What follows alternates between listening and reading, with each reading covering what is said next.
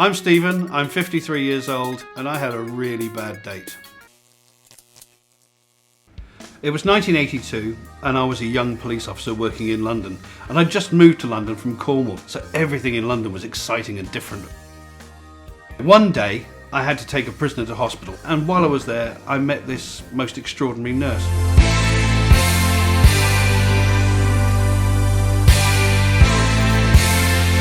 I remember the very first thing she said to me as she walked past, but she raised her eyebrows and went, "Like your helmet."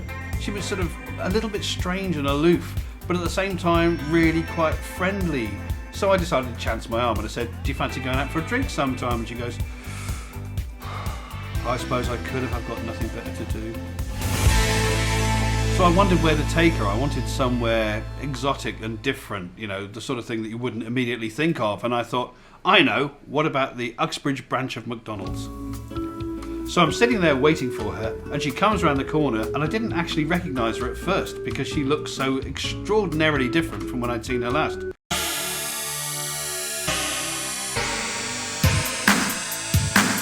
She looked amazing, scary but amazing. But anyway, she came over, sat down and said something like, "Oh, so you turned up then?" So, you know, I asked her, "Did you have any problem finding the place? How did you get here?" And she said, "Oh, I came in my car." And I said, "Oh, what sort of car have you got?" And she went, "It's a Vauxhall Chevette." "What sort of car have you got?" And I said, "Well, I've got a Ford Cortina GXL. You know, it's a nice big 1.6.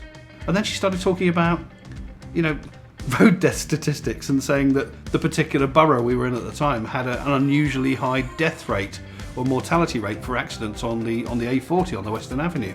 So I asked her what sort of films she liked. She said, "Oh, I like films like Blade Runner.